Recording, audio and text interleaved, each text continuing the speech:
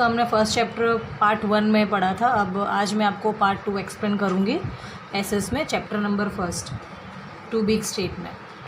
Imprints left by Harshavardhan. Harsh build many rest house, well, stepwell, lakes and mathas viharas and also prohibited animal slaughter. Every year he organized a Buddhist religions meet, and every 5 years he would organize a huge religions congregation and spragya, and there would donate generously till his entire treasure was emptied, and would even given away the ornaments he would be wearing at the time.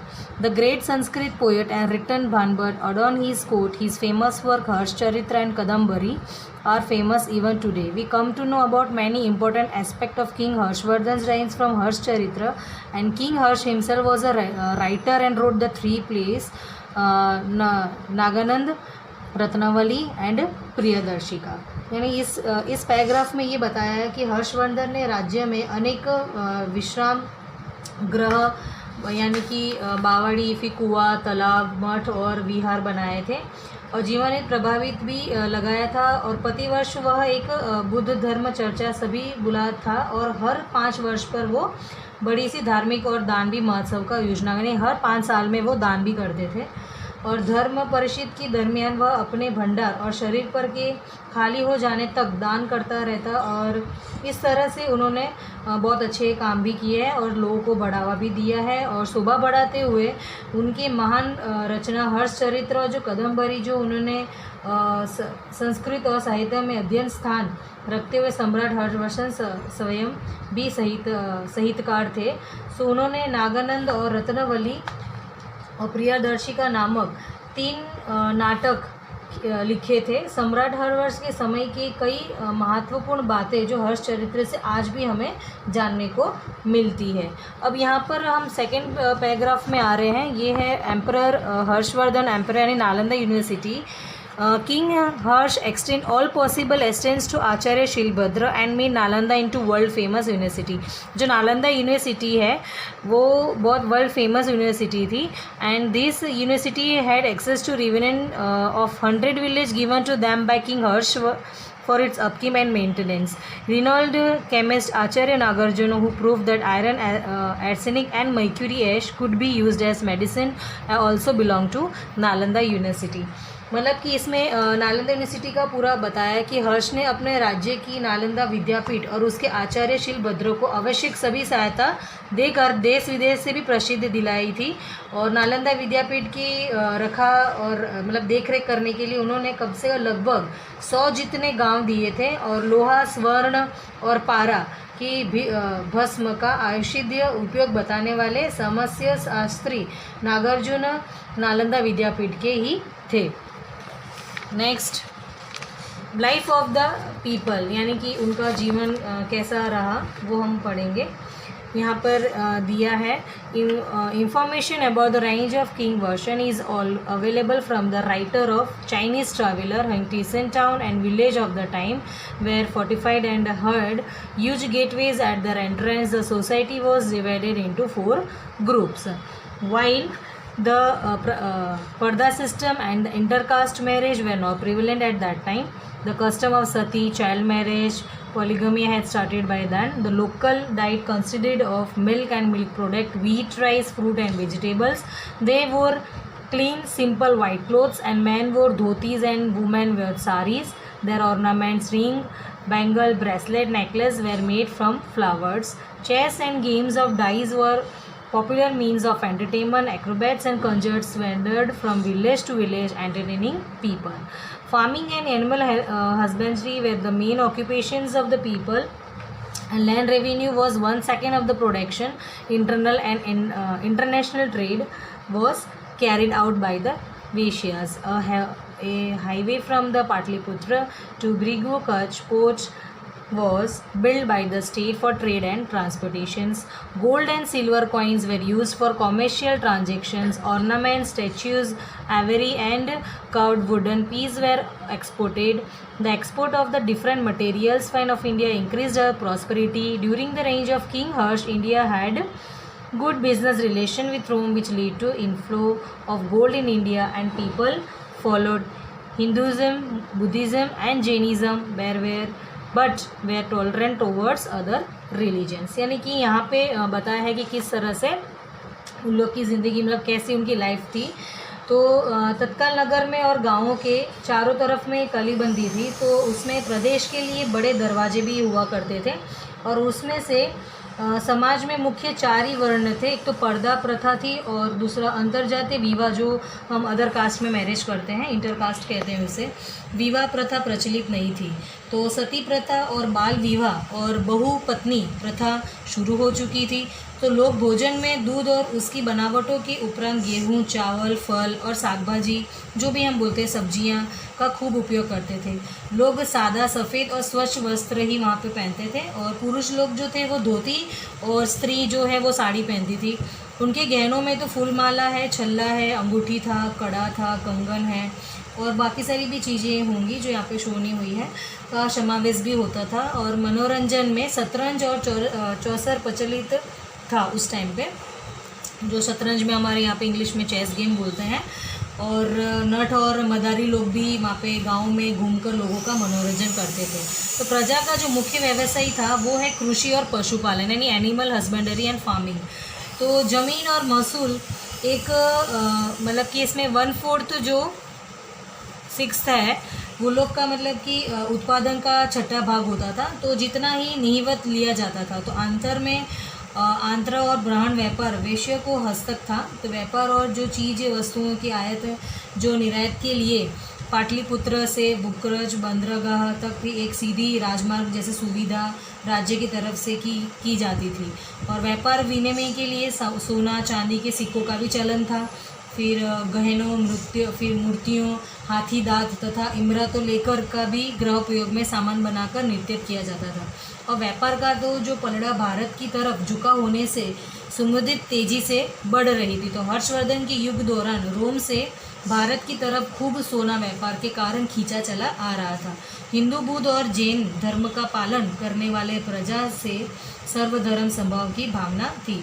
आपके मन में प्रश्न होगा कि यह सब किस तरह पता चलेगा। उत्तर है एक चीनी यात्रा की, जो दैनंदिन के आधार पर वह चीनी यात्रा था जो था हेवन संग, यानी चीनी यात्रा से ही पता चलता था, क्योंकि उन्होंने नालंदा में यूनिवर्सिटी में 5 साल यहाँ पे आके स्टडी किया था। अब हुन त्रिसंग ने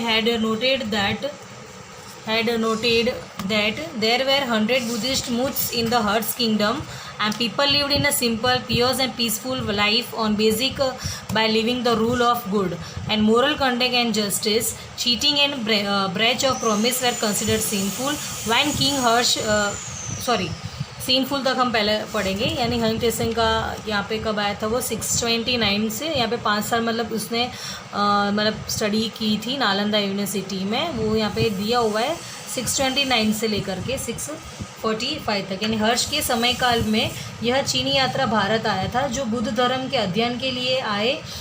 हेवन संग ने 5 वर्ष तक जो नालंदा विद्यापीठ में रहकर अध्ययन किया था।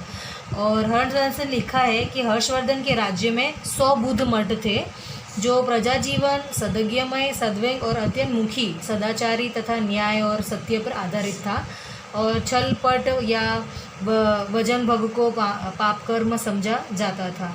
तो इसी समय दक्षिण भारत में राजा हर्ष जैसा एक पराक्रमी राजा भी था, जिसका सामने युद्ध में हर्ष की हार हुई थी। और वह राजा है पुलकेशी द्वितीय था, यानी कि सेकंड। पुलकेशी 2 जो वातापी के राजा थे और इस तरह से उन्होंने हर्षवर्धन को हराया था। तो रूट टू द थ्रोन। अब हम पुलकेशी 2 यानी कि अब वातापी पे हम आ गए हैं। जो पहले तो हमने कनौज का पढ़ा था, जो हर्षवर्धन वहाँ पे किंग थे। अब वातापी में किंग पुलकेशी जो किंग था, जिसने हर्षवर्धन को हराया था। The route to the throne. अभी यहाँ पे हम राजगद्दी के किस तरह से इनका राजगद्दी का सफ़र रहा वो हम पढ़ेंगे। The king of the Chalukya dynasty established a vast empire in south India which they rule from their capital at Vatapi, यानी Badami and Karnataka. Pulakeshi 1, a great king of the Chalukya dynasty, formed the Ashwattha yagya. His flag had the symbol of the Vratva avatar. His son Kritivarma ascended the throne after him. He was succeeded by his brother Manglesh, who built the grand Vishnu temple at Vatapi. After him, the right years, Pulkeshitu became king and ruled over the emperor of about 30 years. 30 साल तक उन्होंने यहाँ राज्य किया। इन दक्षिण भारत में जो चालुक्य वंश थे वतापी नगर के में राजधानी स्थापित करके राज्य चलाते थे, तो उसका राज्य अच्छी तरह से फैला हुआ था और पुलकेशी प्रथम वहाँ बलवान राजा थे। तो उसने अवश्यमेध यज्ञ किया था, उसमें ध्वज में वराह अवतार को चिन्ह था और पुलकेशी प्रथम के पश्चात उसके पुत्र कृतिवर्मा गद्दी पर बैठे। उसके बाद उसका भाई मलकेश राजा बना, तो जिसने वतापी में नुमेंदर विष्णु मंदिर बनाया था। तो उसके बाद सत्यश्री पुलकेशी द्वितीय गद्दी पर बैठे, यानी सेकंड में बाद में वो बैठे जब उन्होंने 30 साल वो राज किया वहाँ पर। अब आया पुलकेशी सेकेंड ने, मतलब इन्हों को भी बहुत आर्ट का बहुत इनको शौकीन था, यानी कि अपने अजंता केव्स में भी हम देख सकते हैं बहुत सारे कला की वजह से उनको कला मतलब बहुत आर्ट और आर्किटेक्चर में बहुत इंटरेस्ट था, उनको वो पसंद भी है। तो अब उनके पुलकेशी 2 के बारे में पढ़ेंगे, जो लोग यहाँ पे उनका सन दिया हुआ है 610 से लेके 642। Pulakeshi was a violent king was who won many battles, उसने बहुत सारे बैटल्स भी जीते हुए हैं। And his first victory was over Lat, South Gujarat, followed by his win over Gujjar, यानी कि North Gujarat. He gained control over the Vangi region that lay between the river Krishna and Godavari, and also included Andhra Pradesh. He transformed the capital Vatapi into city of magnificence and splendor. The animals of the Harshvardhan and Pulkeshi II fought a very great battle near river Narmada, in which the former was defeated. They held harsh expansion towards South India, and so Emperor of Kannauj could not extend beyond Narmada.